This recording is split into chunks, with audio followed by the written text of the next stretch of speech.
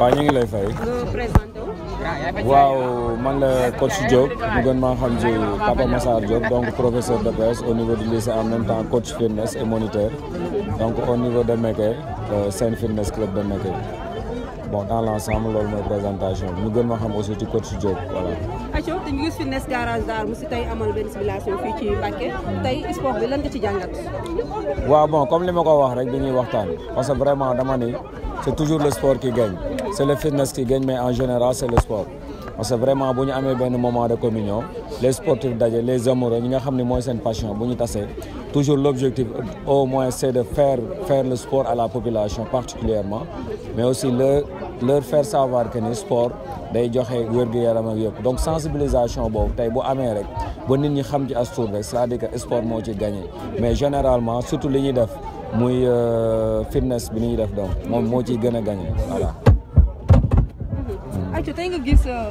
sportif yi tey yëg ci kaw tapis bi nga gis ñu sport tey loo jàngat ci élèves yi nga xam ne ñoo yëgoon ci kaw.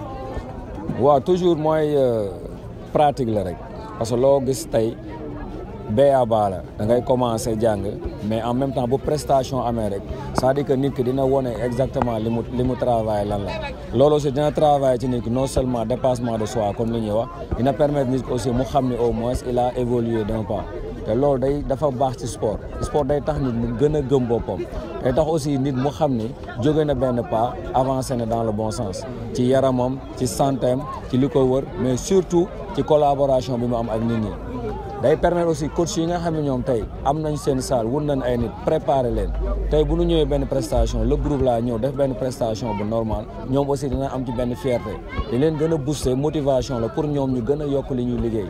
mais groupe bi ñuy préparer aussi bu ñu defee prestation bu baax da leen di permettre aussi non seulement ñu yokk seen présence mais aussi ñu pousser les autres à venir pratiquer le sport là te loolu moo ci gagné. sport yu bëri yoo xam ne def nañ ko ci kaw ban moo la ci gën a marqué.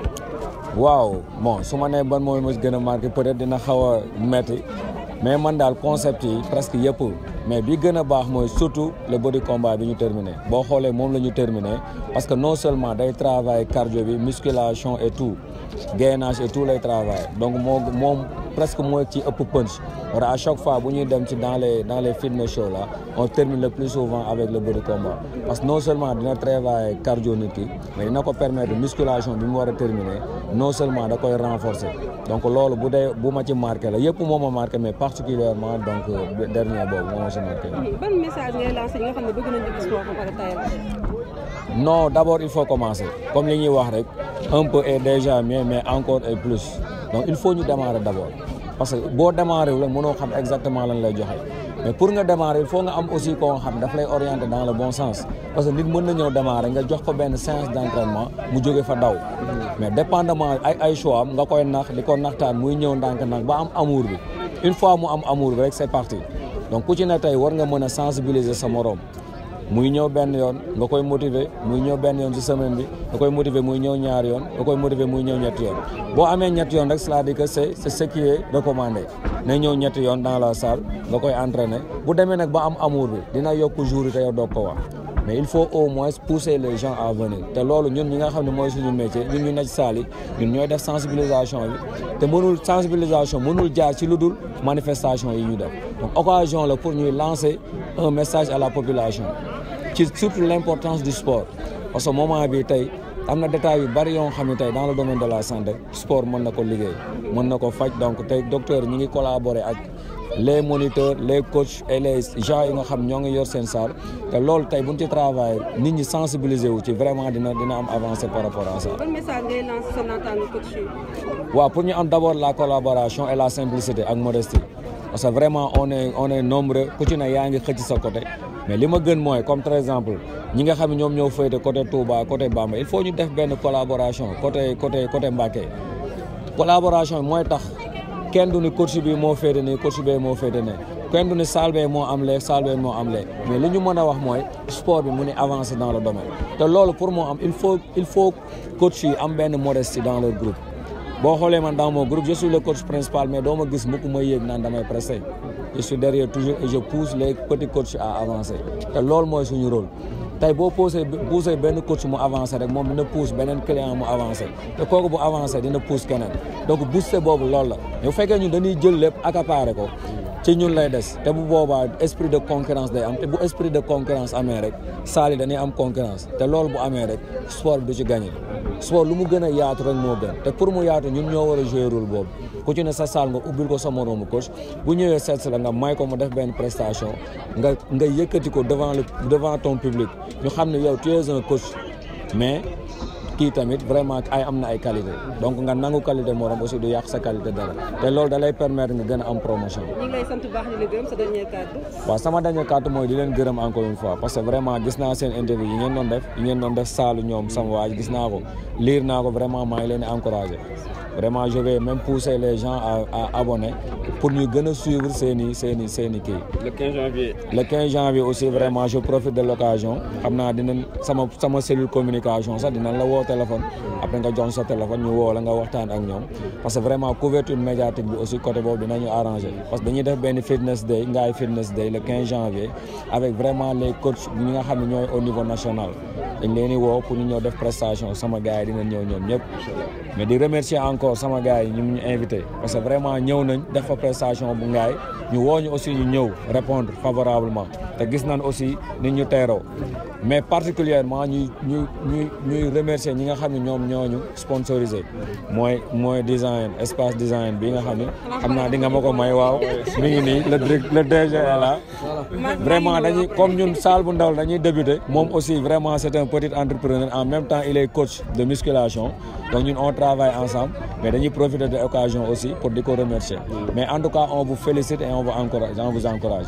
après bala ngay dem nga jox ñu sa contact comme ça ñu gën a yaatal inchallah merci te coach ñu ngi lay nuyu. ñoo ngi lay fay soxna Ami. tey ngeen nekk fii ci Mbacke ci stade bi rek ngeen amal fii bi entraînement bu am solo tey journée bi nan ngeen ko dundee. bon ak mbégte bu rëy rek comme ko sama naataango coach Elimane Diop waxee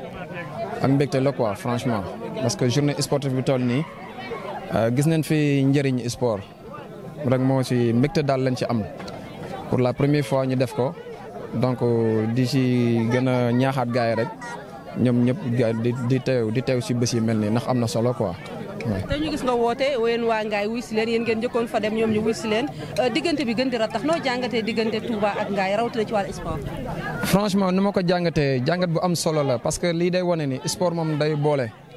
kon nu koy gars yi di faral di waxee sport moom dafa war a boole mais warul di tàqale loolu feeñ na si bés bi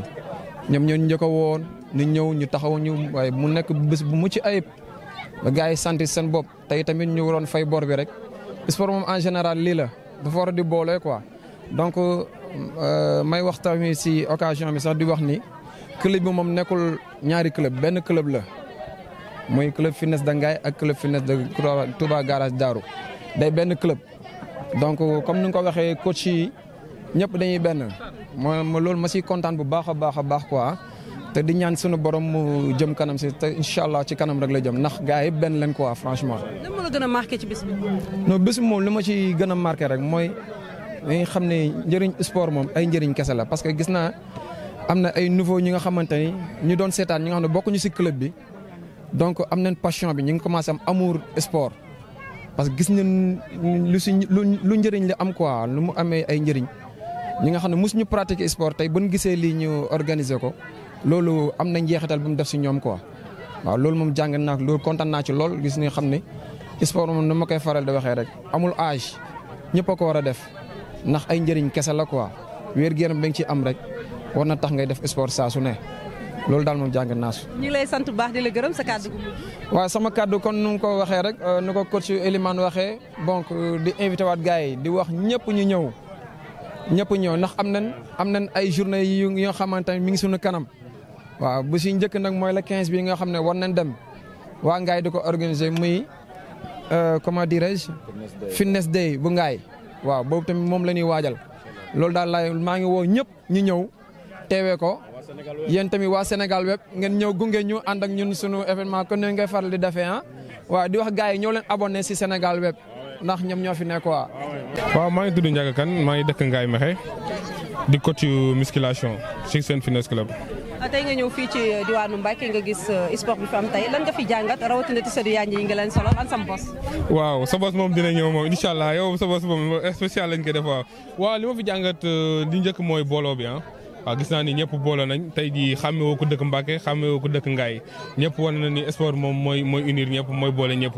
waaw ba tax na nag comme que lépp luy unir ñun moom lañ soxla ñëpp lépp luy booloo si loolu lañ war di dox si lañ amee suñu xalaat bu gàtt ñu ni nan defar ay t-shirt donc suñu defaree ay t-shirt ñu jox ko coach yi nga xamante ne ñoom ñëpp ñoo war a yéeg tey jii fii nii ñu jox leen ko ñu sol ko pour image bi mën a génn pour wane waale suñu bopp daal loolu moo taxoon defar t-shirt yi tey.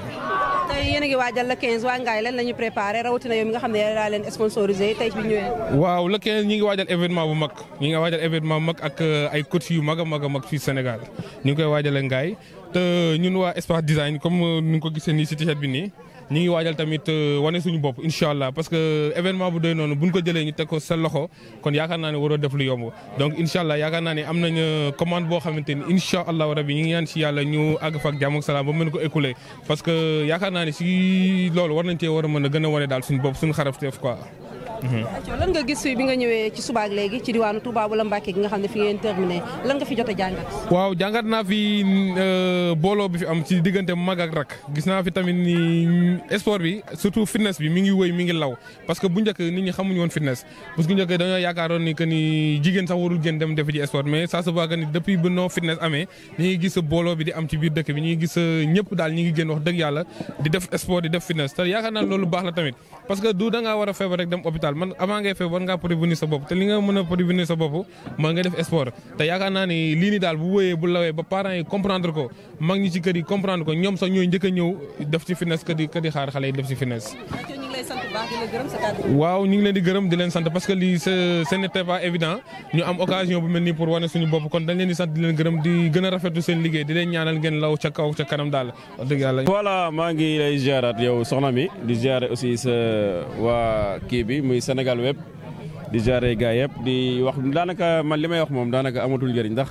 sama ñaari coach yëpp wax nañ lépp voilà li wax daanaka répétition rek lay doon. liñ fi jàllale daal mooy bon affaire bi jàll na si jàmm gars yi ñëw nañ si jàmm affaire bi dund nañ ko sport aussi amaat na ndam daal voilà li ci ëpp solo rek moo ñu waajal la 15 incha allah dégg nga. waaw macha allah non day ñëw xam naa njaayeen nga waaw c'est un njaayeen mais waaw njaayeen la mais yow dinañ ko yow bàyyi maag sa bopp rek incha allah dinaa la ciy jox ba nga bég voilà kon ñu waajal la 15 rek incha allah ak Ngaye Mékhé incha allah jaa ngeen jëf.